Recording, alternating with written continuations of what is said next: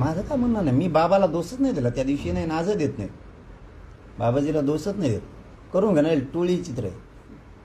स्वतःचं पाप झाकायसाठी देव धर्म काहीही कळाना, टोळी विचित्र आहे. ती टोळी अशी केलंय पाप आपण, पण आता झाकायचं कसं? आता झाकतच नसतं ते, कारण लोकांनी लय वाईट परिस्थितीतून गेले. काही लोक नुसत्या ओबीसी नावाखाली अन्याय सहन केला त्यांनी, फक्त तेवढ्या नावाखाली. काही गरज नव्हती अन्याय सहन करायची, पण तरी त्यांनी सहन केला या टोळीचा. कारण मस्त ते ओबीसी आहेत, पण ओबीसीवर बी अन्याय झाला. पण ओबीसी एवढ्या नावासाठी ते व्यक्त होत नव्हते, बोलत नव्हते. पण बोलायला पाहिजे लोकांनी. उगाच ओबीसी मराठा हे तेन करीत बसण्यापेक्षा ना, अन्याय झाला ना लोकांनी व्यक्त झालं पाहिजे. मग ते जात कोणची असो, मग काय ओबीसीच्या नावाखाली काय यांचे काय माणसं, यांच्याकडून काय माणसं मारून घेता आपले, बोललं पाहिजे. आणि आता लोक मात्र व्यक्त व्हायला लागले.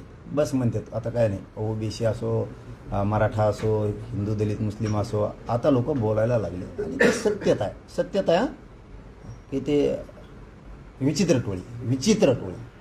टोळी आणि संपलीच पाहिजे, आणि संपणार आहे. जवळपास 2 महिने होत आले जातात या सगळ्या प्रकरणाला, पण अजूनही एक कृष्णा आंधळे का सापडत नाही? अहो दादासाहेब एक नाही लय ये पळी लय वाटतं ये ठोकायला पाहिजे हो. तपास यंत्रणाने असे ढोपर आणले पाहिजे यांचे. लय मोठी टोळी आहे ती. खंडणी मागणारी वेगळी आहे, खून करणारी वेगळी आहे, छेडछाडी करणारी वेगळी आहे, घर बळकणारी वेगळी आहे, जमीन बळकावणारी वेगळी आहे. आणि या पैशाचा या असल्या डाके टाकून चोऱ्या चट्टे करून खंडण्या मागून पैसे कमवलं. राजकारणात मजा वाटली नासायला, गाड्या घोड्या मोठमोठ्याला घ्यायला लय गोड लागत होतं. आता काय आहे, तेव्हा गोड लागलं. आता का त्याचे का पैसे का ते इतके पैसे असते का, त्याला काय करायचं? 5-25 कनिंग भरतात भाऊ, इतके पैसे आहेत. ते मंत्र्याचे आहेत कोणत्या तरी, त्याला काय करायचं एवढ्या पैशाचं? जाहीरपणानं सांगतो, उद्या मंगळवारी बुधवारी ज्या मागण्या झाल्यात गॅजेटच्या त्या पटकून लागू करा. त्या शिंदे समितीला कशाला बसून ठेवलं तिथं?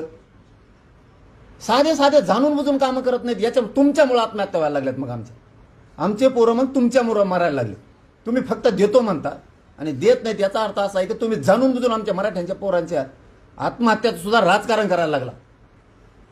त्यांच्यावर नको हो खेळू, त्यांच्या बलिदानावर नका खेळू. मी हात जोडून सांगतो तुम्हाला फडणवीस साहेब, त्यांच्यावर कशाला राजकारण करता? त्यांच्या बलिदानावर कशाला ते टाळीवरचं लोणी खाल्लं असं? तुम्हाला मर्यादा यावं द्या. तुमच्या घरातलं लेकरू मराठ्यांच्या घरातलं समजा. तुम्ही ज्या सगळ्या केसेसपासून गॅजेटपासूनच्या आणि शिंदे समितीला कामाला लावून मंगळवारी बुधवारी उद्या तातडीनं ते मार्ग काढा, ही माझी तुम्हाला विनंती आहे. कारण माझे माणसं पोरं मरायला लागलेत, मरायला.